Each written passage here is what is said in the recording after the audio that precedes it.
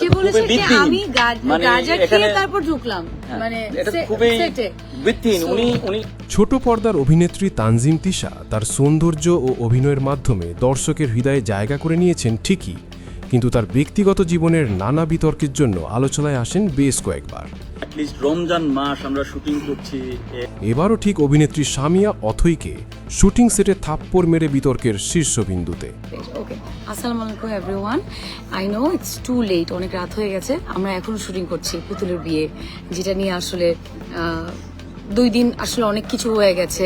সবার মধ্যে একটা ভুল ভ্রান্তি কাজ করছে। আমি আসলে আমার লাইফে এরকম লাইভে আসিনি, বাট আমার কাছে মনে হয়েছে যখন একটা মিথ্যা কথা এভাবে কুচ্ছা রটানো হবে এবং একটা মেয়ে যখন দেখবে যে আরেকটা আর্টিস্ট কথা বলছে না বলে যা তা বলেই যাবে, করেই যাবে, তখন আমার কাছে মনে হয়েছে না, আমার অডিয়েন্স তো এখন একটা ভুল ভ্রান্তিতে আছে, ওইটার জন্য হলেও আমার এটাকে আসলে ক্লিয়ার করাটা খুব ইম্পর্টেন্ট।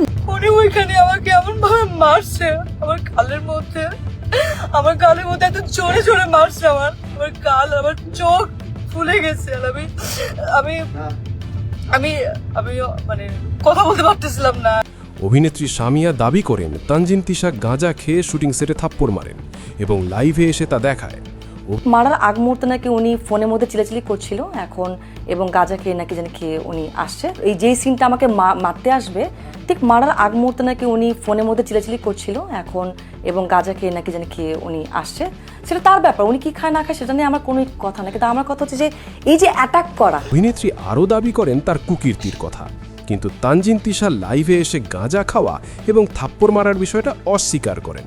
ইন্টারভিউ দেখলাম যে সেখানে আমার সেটের আর্টিস্ট গাঁজা খাচ্ছে, তার ড্রাইভার দেখছে। এই যে এটা শুনে আমরা সবাই অবাক হলাম।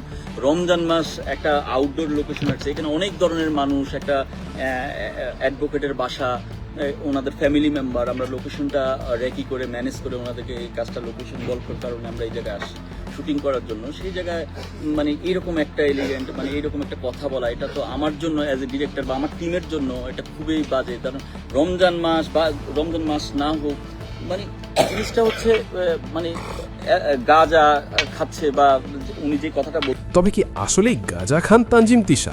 আপনারা কি মনে করেন কমেন্ট করতে ভুলবেন না, কিন্তু অবশ্যই আমাদের চ্যানেলটি সাবস্ক্রাইব করে পাশে থাকবেন। ভিডিও ভালো লাগলে লাইক করে বন্ধুদের মাঝে শেয়ার করুন। অন্যায় এবং দুর্নীতির বিরুদ্ধে লড়াই করবে নিউজ টিভি 24। এটার জন্য হলেও আমার এটাকে আসলে ক্লিয়ার করাটা খুব important. That's why I am with my team. আচ্ছা, এবার একটু দূরে গিয়ে ধরো।